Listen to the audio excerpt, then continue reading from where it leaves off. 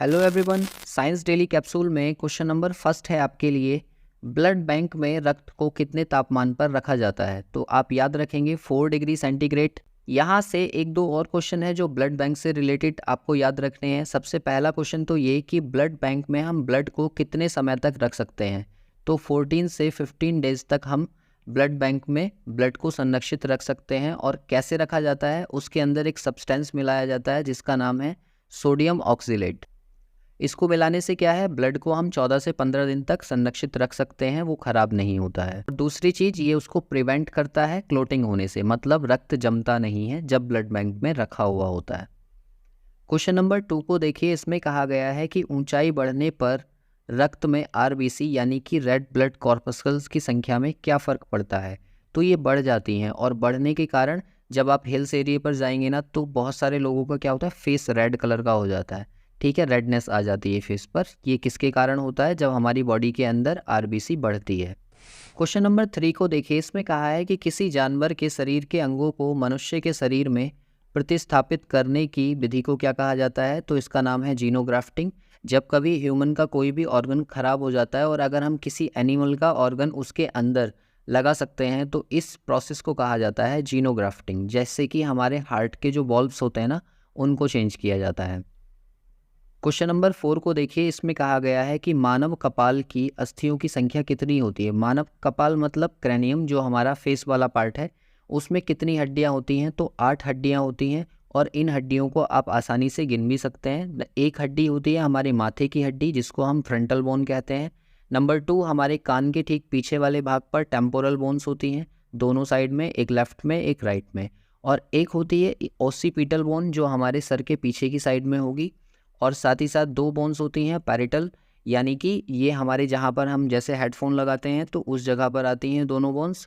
एक होती है स्फेनॉइड, जो आंखों के पीछे है, और एक होती है इथेमॉइड, जो नाक के पीछे है। इन टोटल को मिलाकर टोटल 8 बोन्स जो होती हैं वो हमारे क्रैनियल में पाई जाती हैं, यानी कि हमारे खोपड़ी में। तो इसलिए इसका जो सही आंसर होगा वो 8 हो जाएगा। नेक्स्ट क्वेश्चन 5 है हमारा, जन्मजात बीमारी कौन सी है? तो हीमोफीलिया एक बीमारी ऐसी होती है जो जेनेटिक है। और इसमें क्या कंडीशन होती है कि जिस व्यक्ति को हीमोफीलिया की बीमारी होती है ना, उसके ब्लड की क्लॉटिंग नहीं होती। जैसे मान लो हमारे कभी चोट लग जाती है तो थोड़ी देर के बाद में क्या होता है, वो जम जाता है और वहीं से उसका क्लॉट बन जाता है। लेकिन जिस व्यक्ति को हीमोफीलिया की बीमारी होती है, उसको ब्लड की क्लॉटिंग ना होने की प्रॉब्लम होती है। Question number 6। इसमें कहा है कि एडीएच का पूरा नाम क्या होता है? तो ये एडीएच क्या होता है? Anti diuretic hormone. ये हमारे पिट्यूटरी ग्लैंड से सिक्रीट होता है। और इसका क्या इफेक्ट होता है? ये हमारे यूरिन को कंट्रोल करता है। ठीक है, ऐसे लोग जो ड्रिंकर्स होते हैं, ड्रिंक वगैरह करते हैं, तो वो अपने यूरिन पर कंट्रोल नहीं कर पाते हैं। बिकॉज ऑफ ड्रिंक करने की वजह से उनका एडीएच वीक हो जाता है, और जिसकी वजह से। क्वेश्चन नंबर 7 में कहा गया है कि मानव शरीर की सबसे छोटी ग्रंथि कौन सी है? तो पिट्यूटरी ग्लैंड, मास्टर ग्लैंड। और यहाँ से ना एक क्वेश्चन आप जरूर याद करना कि पिट्यूटरी ग्लैंड से निकलने वाले हार्मोन्स कौन कौन से हैं। नंबर 8 को देखिए। इसमें कहा है कि मनुष्य में पसलियों की कुल संख्या कितनी होती है? तो पसलियाँ जो होती हैं वो 12 जोड़ी पसलियाँ और प्लस एक स्टर्नम होती है, जिससे कि बाकी की बोन्स कनेक्टेड होती हैं। ये हमारी चेस्ट वाली बोन है जो स्टर्नम है, इसलिए टोटल मिलाकर 25 बोन्स होती हैं। क्वेश्चन नंबर 9 को देखिए। इसमें कहा है कि ओजोन परत के क्षय का क्या कारण है? ठीक है, तो ओजोन परत हमारी दूषित हो रही है, किसकी वजह से? CFC यानी कि क्लोरोफ्लोरोकार्बन की वजह से। कहाँ से निकलती है ये गैस? रेफ्रिजरेटर वगैरह से निकलती है या AC वगैरह से निकलती है। ठीक है, जिससे कि हमारी ओजोन परत जो है वो नष्ट हो रही है धीरे।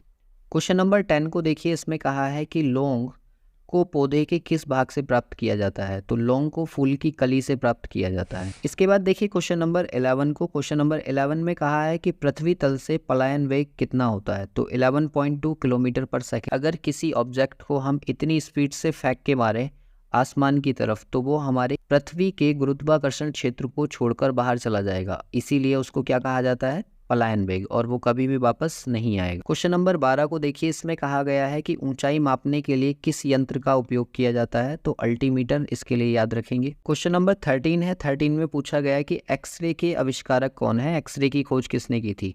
तो इनका नाम है रोंटगन। क्वेश्चन नंबर 14 को देखिए, इसमें कहा गया है कि क्यूरी किसकी इकाई है, तो क्यूरी जो है वो रेडियो एक्टिविटी की इकाई है। क्वेश्चन नंबर 15 में कहा गया है कि एंगस्ट्रॉम क्या मापता है, तो एंगस्ट्रॉम तरंग दैर्ध्य को मापता है। ए के ऊपर इस तरह से 0 लगा हुआ होता है। क्वेश्चन नंबर 16 में कहा गया है कि कैलोरी मान की दृष्टि से सबसे अच्छा ईंधन क्या है, तो हाइड्रोजन जो है, जो हमारे ब्रह्मांड में सबसे ज़्यादा मात्रा में प्रेजेंट है, उसी को कैलोरी मान की दृष्टि में सबसे अच्छा ईंधन माना जाता है। क्वेश्चन नंबर 17 में कहा गया है कि पेयजल की अशुद्धियों के स्कंदन में प्रयोग किया जाता है क्या, तो वो सब्सटेंस है फिटकरी। फिटकरी का कई बार एग्जाम में फॉर्मूला आ जाता है, तो फॉर्मूला आप याद रखना, K2SO4 Al2SO4 का होल थ्राइस 24H2O। थोड़ा बड़ा फॉर्मूला है, इसको आप याद कर लेना। क्वेश्चन नंबर 18 में कहा गया है कि पदार्थ की चौथी अवस्था क्या है, तो वो प्लाज्मा है। दरअसल पदार्थ की 5 अवस्थाएं होती हैं, पहली लिक्विड, दूसरी सॉलिड, तीसरी गैस, चौथी प्लाज्मा और पांचवी बोस आइंस्टीन कंडेंसर। तो ये पांचों आपको याद होनी चाहिए।